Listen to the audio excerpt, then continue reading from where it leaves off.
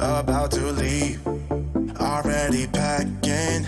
Come with me, I'm not really asking. We'll get away to a place where we don't know. About to see the world in action, what we can be, life with no distractions. We'll get away, this is what we waited for. Take my hand, we'll make it somehow. We can't miss out. I'm done living life with the lights out. Die with my own doubts. Be free with me. Let's be free with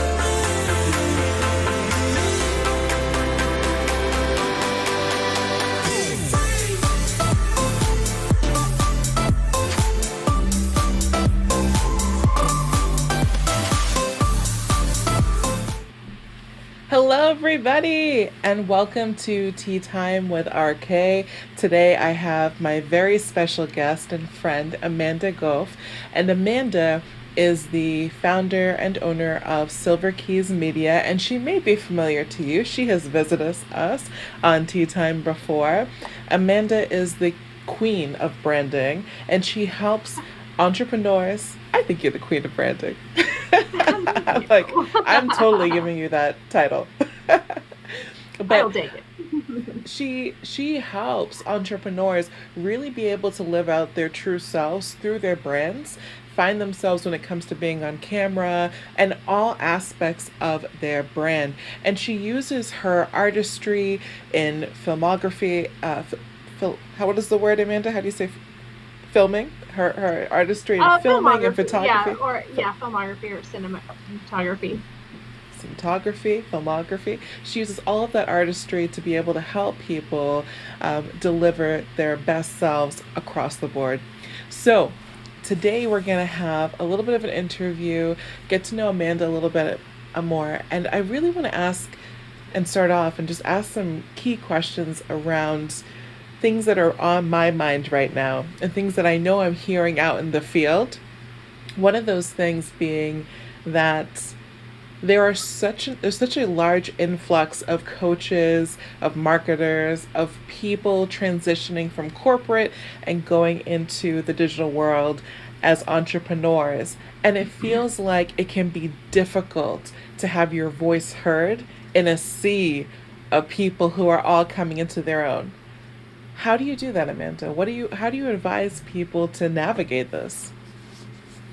Yeah, it's a really good question, and I do feel like it's something that definitely, as people are having to make tough decisions to either stay in their corporate job or maybe branch out into a small business opportunity, there's a lot there, and of course, we all had to move online. Now, some people had a really strong foundation already, and other people did not. But really, everyone needs to start at the same place, and that is when you can really identify and be clear and confident and not fear claiming who your ideal client and who the ideal people you want to connect with are, that really helps to, I think, ease your mind of trying to be everywhere and anywhere and serve all, because you can't. And so when you start to actually be really focused with who you want to intentionally connect with and work with, that will allow you actually to show up stronger, because you're going to have confidence in that. That group of people is going to resonate with you. And then you'll actually, and my advice is you platform your marketing so that you're showing up where they're showing up. You're not trying to be broadcasted wide. You're going to be very specific and very intentional in where you show up. It absolutely is important to be specific, to niche down, to understand who your ideal client is. And that's something that I think is a struggle for many people. I know it was a struggle for me starting off. I was like, well, I can help everyone. Everyone can pay off debt. Everyone can, do this. Yep, absolutely. And then realizing that, no, but who do I actually want to help? What do they look like? What do they do? What do they do for fun? And how, coming into your own is so important to be real with them. Yeah. So, Minda, the other thing is that we all see all the ads that come out, the Insta perfect pictures, everybody like, I don't have nails on today, okay. So everybody with their like perfect nails and everything's perfect. And it just feels like you have to be a certain thing to attract or to compete. It's almost Yeah. like being in Miss America. Yeah. And Yeah. you're like Who's like up the next? wallflower. Contestant number 5. Yeah, Miss Congeniality. Exactly. So what do you say to women who kind of feel like that feel like they're in this competition? Yeah, and it's a very valid feeling. Uh, and often, we get into that mindset of comparatives. We start comparing ourselves to this woman and that woman, and then that starts to prevent us from actually even showing up. If you started to show up and then you're like, oh, but I don't look 5 pounds lighter, or oh, we're all going to make those excuses because there's a lack of confidence, there's a fear, and that could be in ourselves, or it could be just in just the process, especially when it comes to video, which most people go, video. They don't even want to touch it because there's uncertainty behind it. Really, when it comes down to realizing that, that ideal client, they are going to want to do business with you. So I actually had a client today that I was working with, and she said, I just don't know how to, everyone's saying something similar. How am I going to stand out? And so one of the exercises that I do with my clients is for them to write down 30 things that make them who they are, and what I call their awesome sauce. And when you start identifying that blend of who you are and what makes you, you realize that no one else is you. And then you can start to look at that and say, how do I want to step into this and be me out there? And it's it being intentional. There's definitely something to be said with showing up polished, to a degree, having your hair probably, combed and most of the time. And I always suggest dressing a little bit that is your personality and is fun. But for some brands, that might be the messy bun and the sweatshirt, because that is who you are, and that's who your client's going to resonate with. There's a lot of mom brands that people resonate with that.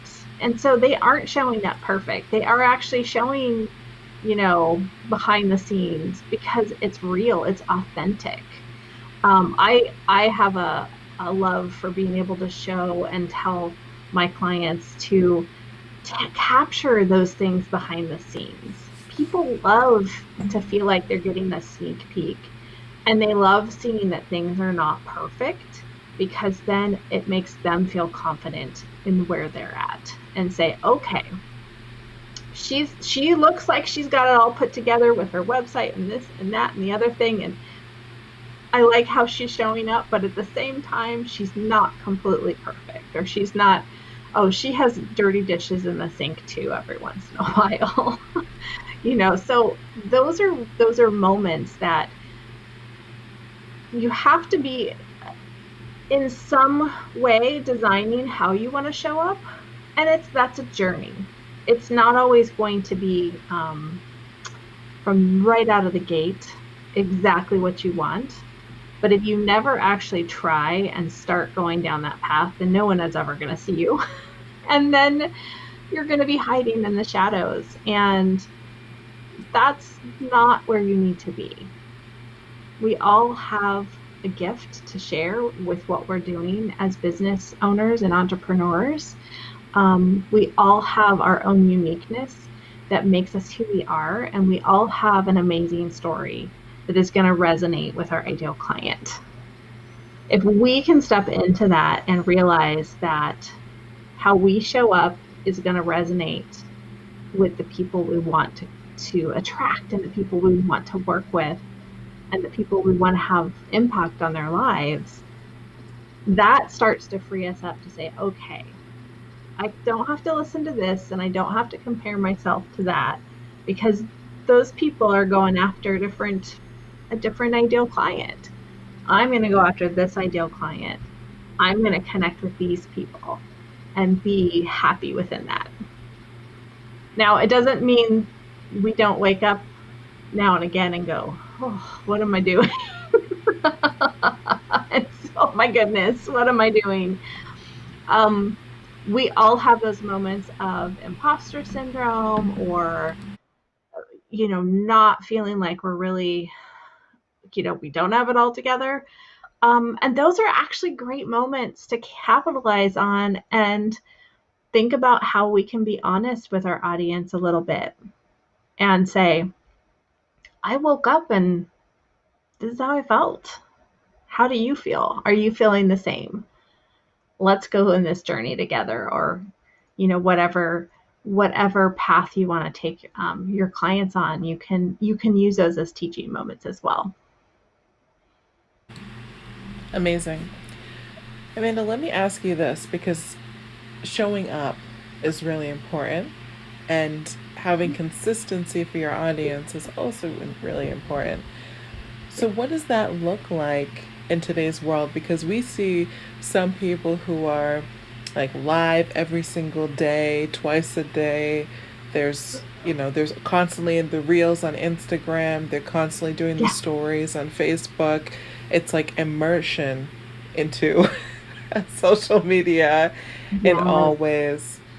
And so what does that part look like when it comes to bringing your brand over to those areas? Yeah, and that's a great question, because I think as business owners, we view social media and we view everything out there that we have to try and have touch points, and there's a lot of programs out there that kind of give you the grandiose checklist of, if you do this and you show up here and you show up there, you know, you're going to get this result. And then, of course, you get the flip side of that. Someone's like, well, you don't have to do this. You don't have to do that. Do this.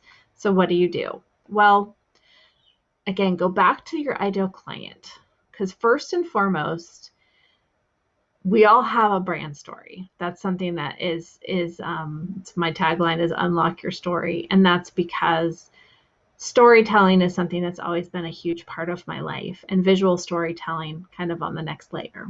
So we have a story, but the main character of our story is our ideal client. It's not us.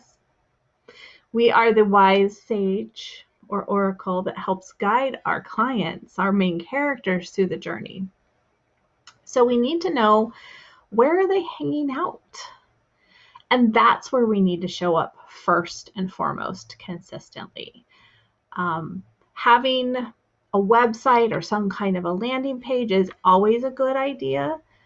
And having a kind of a hub where people can find out who you are and what you do. And I always encourage people to leverage things like My Google Business and some of the other like listing profiles, because why not? Why not make sure your information is correct? You have the proper headshot, you have the right contact information, like Bing and Yahoo Business, all of those things are great to make sure you are showing up correctly, because they'll pull information and it may not be right. So make sure those are correct. But as far as okay, I've got to do 2 Instagram lives and this and that and the other thing. Well, if your client's not on Instagram, don't show up there. Or if that's not your comfort zone right away when you're getting started, don't start there. Start where you're confident. Start where your clients are showing up and show up consistently. Because if you try and map out a marketing plan where you're trying to be in all these places and you're trying to really shove yourself into places that are, you're not confident in, you're not going to have longevity in that plan. You will eventually burn out and stop doing it, which means you'll stop being consistent. So one of the exercises I love doing is in marketing, a marketing strategy, you look at everything you could possibly do and maybe are doing, and you sort it into 3 buckets. You love to do it, which means you're probably consistently doing it, or at least semi-consistently do it. You know you need to do it. You're willing to do it. You know you need to do it. You just maybe need to put systems into place so that you can. And then you have that bucket over there. You're like, I hate doing that. You move that sucker around if you can. You avoid it, whatever it is. Doing that exercise where you sort everything into those 3 buckets, being really honest with yourself, you can find your strengths. And that's where you need to start. And then figure out a cadence that works for you to start consistently. I always use like the magic rule of 3 is what I call it. If you can put 3 things down, whatever it is, start there, because you can do 3 things consistently. It's doable. It's possible, whether it's 3 times a day, 3 times a week, 3 times a month, whatever that cadence is that works for you. Do it consistently, get it in your schedule. And once you've got that kind of in muscle memory, as I call it, or you have a system in place, then you can add more. Usually it's about, a month or so in that you'll start to really get your stride or your groove. And then you can assess. And that's really, marketing there's an ebb and flow. It is not something that stays static, nor should it stay static, because things change. You need to be paying attention a little bit if you're actually getting traction or you're getting clients and making connections in an area. If you're not, what can you do differently?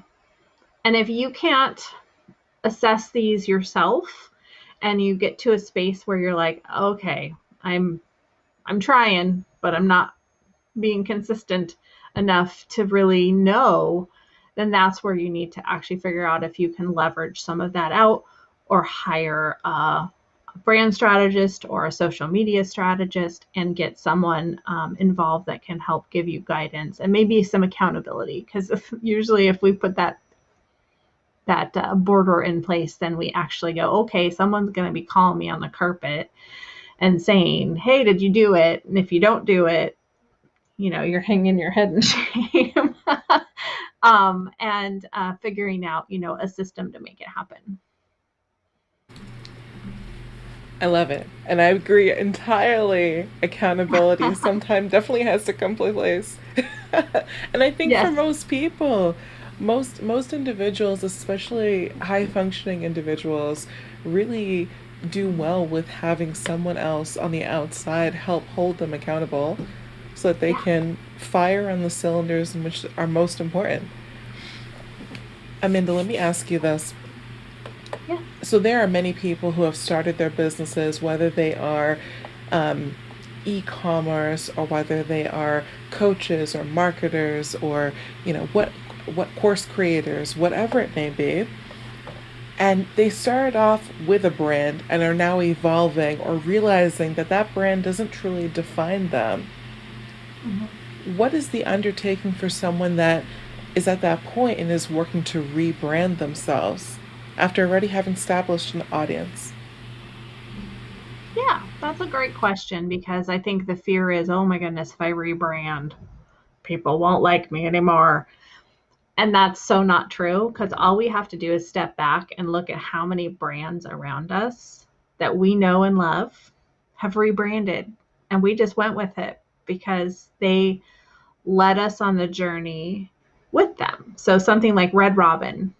I don't know how many people have that in their area, but Red Robin went from a very kid oriented, kind of massively family oriented hangout.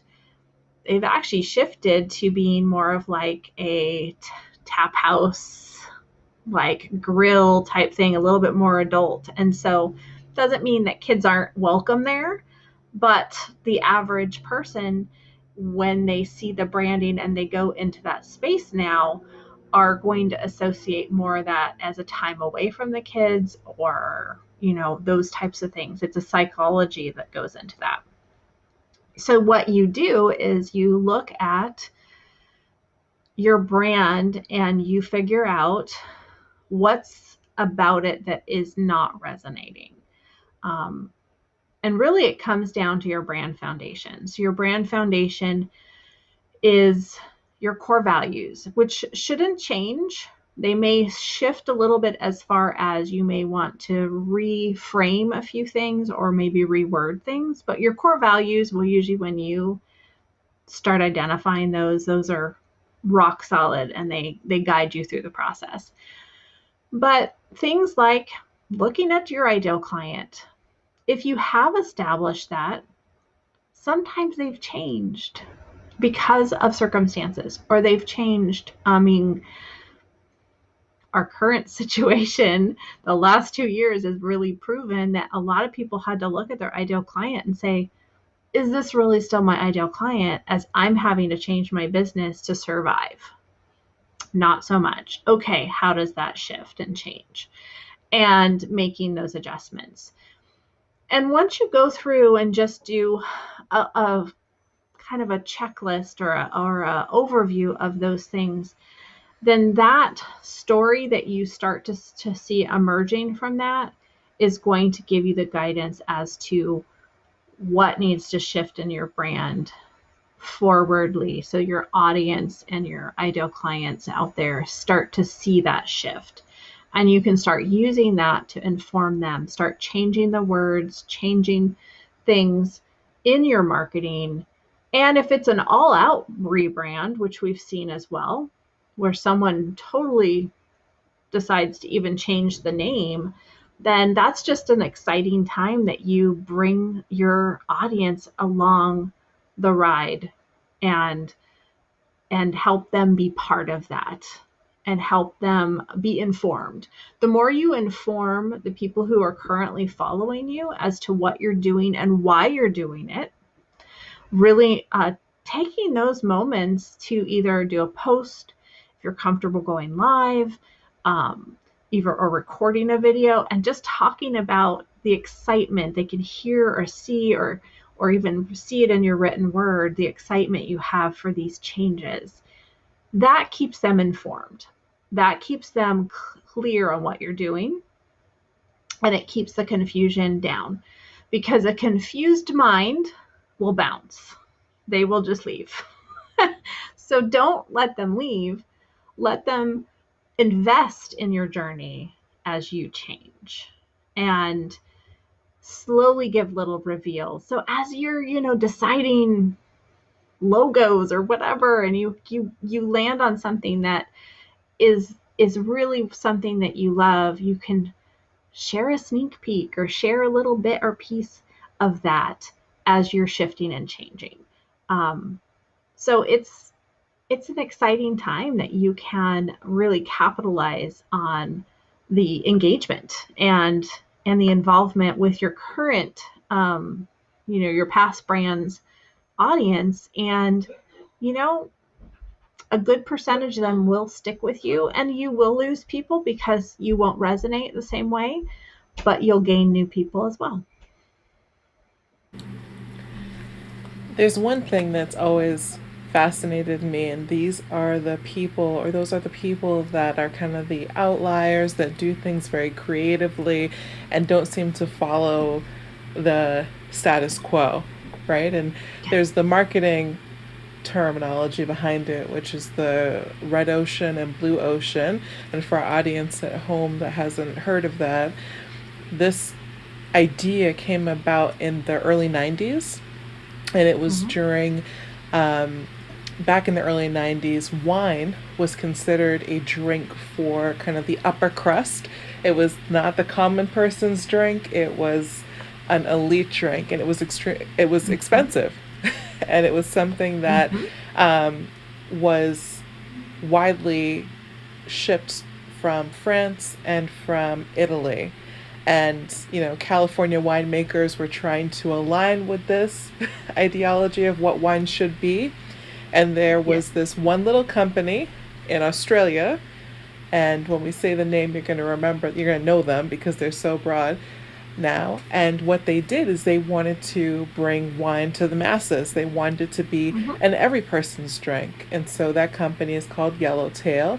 And what they Yep. did is they decided, instead of pricing their wine up here with everybody else, they priced it very low so it became affordable.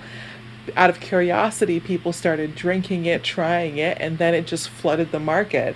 And in a very short period of time, they made an incredible impact overall.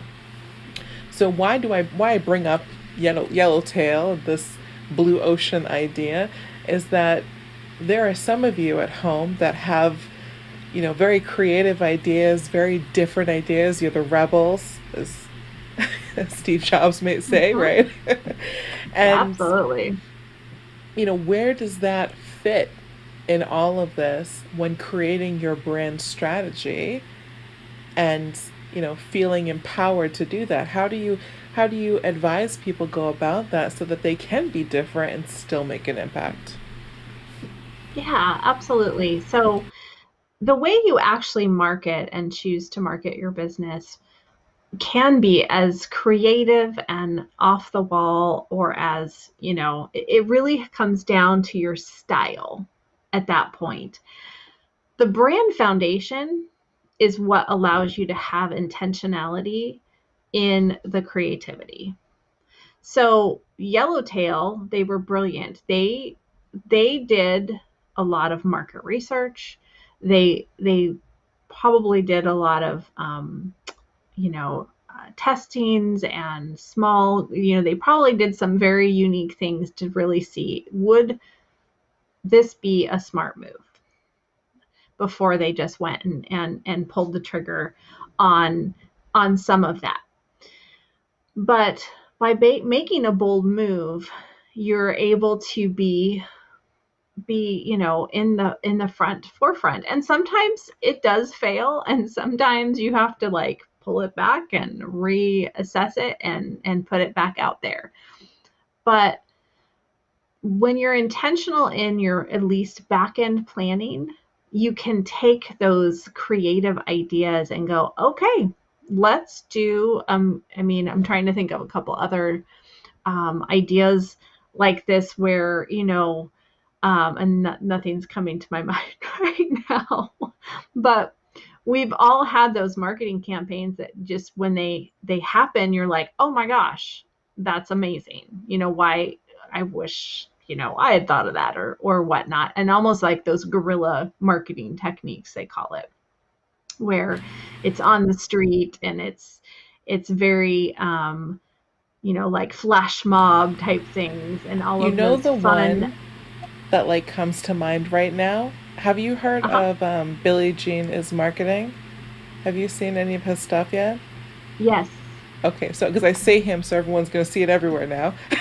but Yes, but so exactly. he did this campaign, and I was so intrigued by it. I had to like go and find the video, and it was an advertising video, and it was called like, "If I lost it all, how would I go back and do it all again?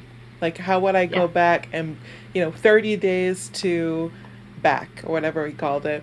And It was incredible. Like the video, he's out there pawning off his dad's watch to get the $10,000 so he can restart his business, and like he's running through the streets and throwing bottles of wine, and like you resonated with it, like, oh my gosh, what is gonna happen next? Exactly. Wild. Exactly. Yeah, or when you were saying that, it also reminded me, you have and their, Harmon Brothers is another agency that has helped and worked with many brands that have these kind of just, you see a commercial and you're like, oh my gosh, that's a little strange. So like Poo-Pourri was one of their marketing campaigns. And I remember seeing the first time I ever saw one of the commercials, I was like, is that an SNL commercial, or is that a like, seems so odd?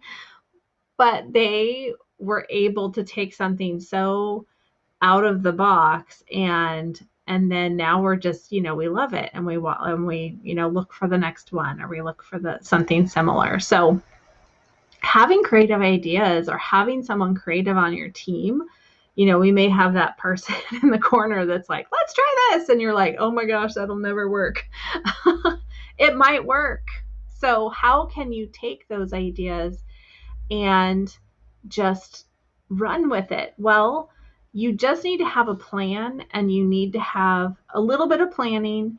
You need to be able to have a way to measure it to a degree, because you don't want to just do something and put effort into something.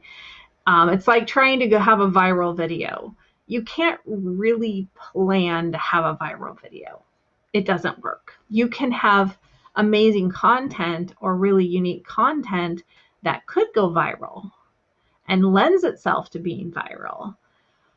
But there's not any way to say that something is going to just take off. So having creative ideas and just really running with that, being that standout, being that purple cow. So that's another thing, being the purple cow in the field of other cows. It's very possible, and it's something we need to work at, trying to have that creativity. But definitely, what I would advise is what is, and there's, like the rubric, like the SMART goals. How can you measure this? Is there a way to measure the effectiveness of this? And if there's not a direct one yet related, how can you embed something in that so that you can know the effectiveness? Because you want to be able to somewhat repeat it again, or at least take another idea, creative idea. Because once you get one creative idea, it just starts to roll often, and you get all these ideas. And you want to be able to repeat that. And once you do something really creative, then people sometimes start to expect it from you. So then you have to deliver on that end too. So nothing is impossible per se. You just have to figure out how to make it work in a way that you could actually duplicate it and measure it, so that you're actually truly, the efforts you're putting behind it are worth what you're putting behind it. I love it. Absolutely love it. So Amanda, tell me, and tell the audience, of course, if they want to learn more about you, if they want the opportunity to take a call with you and just be able to experience more of your brilliance, how do they do it? Yeah, absolutely. So I do hang out on Facebook, and I have a free group where I chat about becoming visible and visual in your brand and business. It's called the Visual Vibe Society. So if you search for that, or you go to Silver Keys Media, that business profile, I should say, you can find that group and ask to join. I keep it private only because, it just keeps the weird bots and stuff at bay. So I have actual real people in there. And that's one way.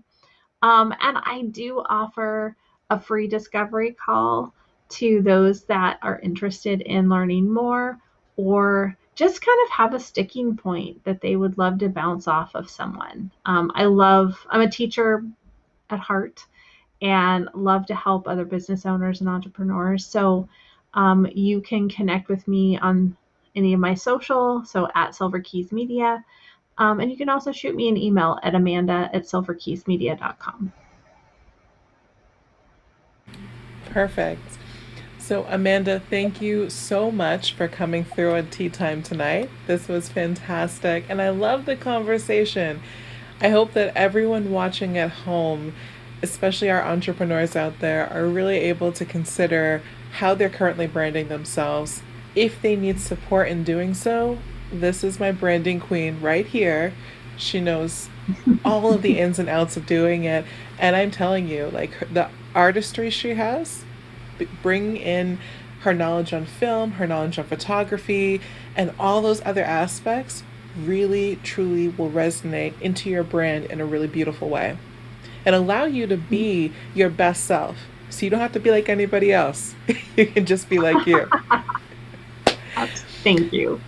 So with that said, I hope you guys have an amazing night, and I will see you very soon for our next tea time. For now, check us out on Instagram, check us out on Facebook, Millennial Money Muse, M3 Coaches, and of course, like and subscribe. I'll see you next time. About to leave, already packing. Come with me, I'm not really asking.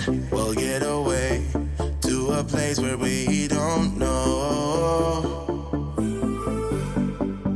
About to see the world in action, what we can be, life with no distractions. We'll get away, this is what we wait